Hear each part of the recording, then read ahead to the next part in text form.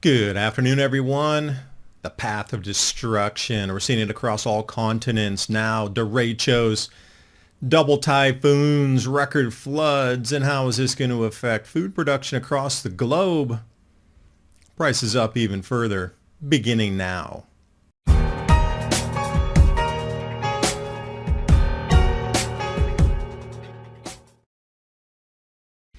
In the path of sandstorms, dust from Africa. This is our look here at the end of July and at the beginning of August. Now this will bring us to right around the peak of dust storm season coming off Africa. There's still a couple more smaller plumes coming across, but if you have allergies, beware of this. This is a pretty heavy concentration. You definitely want to take precaution. Now, taking precautions with your health. Ultra-processed foods make up 2/3 of the diet for kids in Britain, a new study. I couldn't believe it when I read this. I thought this comes off the Independent. 2/3, that is shockingly high. Ultra-processed food. And these are kids from 11 years old to 18. And these are things like ice cream, processed meats like hot dogs and that sort of thing, chips, breakfast cereals, sodas. I mean, how is that even a thing that they can eat that much without education in terms of what it does to their body and how their behavior is affected by foods that go in versus meats and vegetables? That's a huge difference from ice cream and potato chips. Should that not be a basic in schooling also? But a lot of people also, when they're trying to get healthy, they go for pork, chicken, turkey, something like this. But shockingly, the USDA is at a loss for words. We are at peak grilling season also. But pork demand is uncharacteristically low for this time of the year. And they're wondering why, because they don't know the answer. Is it such demand destruction already that prices are way too high that even during the highest of the season for grilling? But then they come around with the paragraph here, and this is USDA Outlook Board Chair, and they talk about that very bottom sentence, 40 cents lower next year for the pork price. I'm like, wait a minute. Just look at the state of the world. You really think your food prices are going down next year? Really? I would say the USDA is nothing more than a stabilizing mechanism, not even an agency. It's a price stabilizer. For these kind of statements, it's kind of absurd to see what happens in the real world compared to what these news releases are. So I'll bring you to the pork chops as a wholesale. Different than what you're going to see in the supermarket, obviously, a wholesale pricing. But we just ripped off that record high just a few months back. I'd done a story on that. We're bouncing right back up, and we probably will surpass that record high again. But they're talking about demand being down, so perhaps there's some demand destruction when the prices do get this high that people switch. Now, you might think, well, they'll just switch to hamburger. It's cheaper. But look at the ground beef price, record high. So even in what you consider bargain meats and cuts are at record highs also. I just don't see any prices moving downward from here. It turns out the key to losing weight and keeping it off is not carbs or fat or even probiotic-rich foods. Nope. The end game of having a healthy weight, as well as more energy and a long, healthy life, comes down to a specific switch which you can flip in your body to flush out unnecessary calories. Dr. Stephen Gundry is calling this caloric bypass. And by activating this specific process in your body, he's seen thousands, yes, thousands of people dramatically improve their health, even at age 50 and beyond. This includes losing weight, getting tons more energy, and returning to the good health that they had in their youth once they simply addressed this one key to better health. Dr. Stephen Gundry has lost 70 pounds himself using this research and has kept the weight off for over 20 years and counting.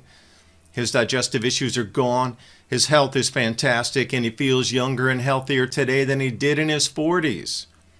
His video has been watched by over 20 million people to date, and you can watch and learn more about it at thehealthyfat.com/adapt.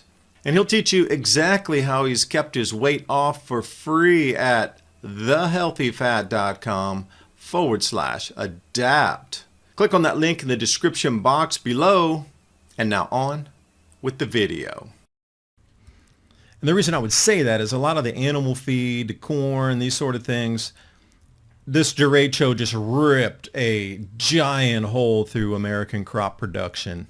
Now, prior to that, there were record floods as well, but we're just talking about the derecho with the sideline winds here. 800 kilometers long or 500-mile path of destruction from Iowa to Indiana.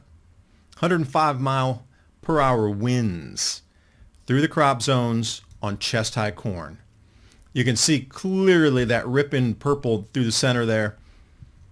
Destruction zone, and that moved, as you can see, to the southeast, came through Iowa, Illinois, parts of Indiana.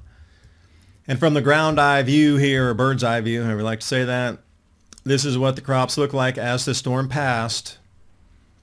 500 miles by 100 miles deep. That is a gigantic rectangle of destruction. So if we look at it further afield, this is the cornfields before the derecho. Everything standing was ripped to shreds and flattened. Now, it is difficult for the corn to come back, but not impossible. They're going to get some yield out of that, but not much. So you have to look at how many total bushels or how many acres were affected. It would be millions of acres. This is what the storm looked like as it approached. As it left, that was a flattened set of square mile of fields that you're seeing. Now, why would I even mention this? Well, this typhoon Gemi that is currently passing over Taiwan is slated to head right up to the middle of the crop zones in China that are already flooded with record floods. And on the heels of the strange hurricane in the Caribbean, we have this one down Taiwan, and it does a loop and comes back on itself as it hits the mountain range. As it passes over, it pulls back on the western side and gets locked in the mountains, dropping record rainfall in western Taiwan. They haven't seen anything like this in many a years for the flooding, and the trajectory of that eye as it moves and then it curls back on itself. Now you can see where these rains are piling up, the dark red is record floods. And when I say that, the mountain range across Taiwan, 13,000 feet, that ridge splitting the mountain right down the spine there between the yellow and the light purple. Now the light purple was where that storm spun, and as all that cloud mass got locked in on the west side, it dumped out the entire storm of rain over the island, which is an unbelievable event to think about. Usually those mountains protect it.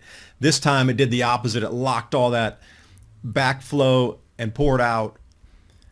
This is Kaohsiung, the city in the south, the largest city in the southern part of Taiwan.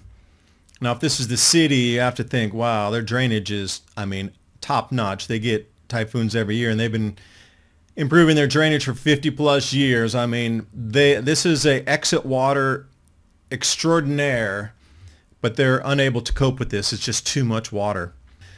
This is Meinong, and with this growing regions here, so Taiwan agriculture definitely affected. If this is this deep across everywhere you saw in that pink, then this is a major event and a crop loss for Taiwan as well. So back to Gemi, shows you the trajectory going straight up there. But what I wanted to point out was these record floods over the last 2 weeks all the way up the Yangtze River. This is high in the mountain. Every single dam has experienced the same overflow pattern. This is high up past Chongqing, way up, getting into Sichuan and some of the drainage basins up there. But the Wudongde and the Beihetan dams, they're all at that extreme, almost overtopping phase. So everybody's at record flows, at maximum flow. And it all leads down to the Three Gorges Dam. And they have the emergency discharge going. All 6 sluices are open, plus the emergency spillways are being utilized. It's the closest Three Gorges Dam has come to overtopping since it's been built. That amount of water has gone into their crop fields. Apparently they lost 15% of all their rice crops so far this year. And if we go up into Shanxi, the area that is flooded is so vast, you can see it from space as a giant lake in the middle of China. We're in the middle of the crop season. Just as much as the derecho destroyed, you're looking also at the flooded crops not coming anywhere close to their maximum potential. Again, it's city. If this is what it's like in the cities, when they blew all these levees to let the water flow out faster into the countryside and into the fields where the crops are being grown, what do you think the outlook for Chinese production is? Because I have to bring this to your attention. I cannot believe that two typhoons are converging in the same spot that just had record floods for the last 2 weeks that have just decimated the center of China out to the east coast here along that Yangtze River. But two of them are going to flood on top of the record floods at the same time. I'm baffled. This has to be steered storms.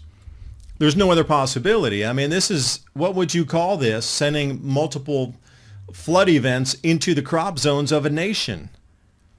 You saw how strangely it behaved, spinning off Taiwan as well. And remember, 2025, owning the weather, the Air Force documents. They talked about this. So now we sit here with some of the biggest floods in 500 years in China in the crop zones. So they're going to be out on the market trying to buy what they couldn't grow. And then you got to realize what's been lost that was stored. Also, that's not something not a lot of people think about is, all right, they had some of the largest storehouses of grain in the world, and a lot of it was coming upriver and being stored there. So, how much of that's been lost? They're going to be out purchasing everything, especially from Brazil. That's one of their new favorite trade partners. Now, Ukraine's offline, so that 30 million tons, zero. There's a concerted effort to try to consolidate grains so your country can survive through these food, let's say, lean years right now. Africa's not online yet. We're seeing floods and you see these natural disasters, paths of destruction on every single continent, but it's centered right over our food growing areas, which is strange in itself. So maybe you want to think about getting some seeds or getting more friendly with the farmers around your area so you can go get some food if the store shut down. We saw CrowdStrike, I did a whole video on that. They couldn't use the self-checkouts in supermarkets. The debit cards weren't tapping and working correctly. Credit card transactions were denied quite frequently. And then that barcode scanner, if they weren't able to pull inventory and subtract off that during a sale, they wouldn't offer the sale or the item for sale. All this layering of tech on top of all the natural disasters, yeah, something big is here. And you're just going to have to get ready for it if you haven't already. But a lot of things, since it's coming at the end of summer already, a lot of these seed packs and that sort of thing are already on sale. So you can do yourself service by getting discount plants, discount seeds, because you're going to need those. Easy to see through for almost everybody now. In unison, the world's woken up and said, there's a problem. And it's just stacking one event after the next after the next. And it's just, at what point does the Jenga last piece come out? And then you're on your own for a little while until systems get repaired. Thanks for watching. Hope you got something out of the video. Share with this friends, family.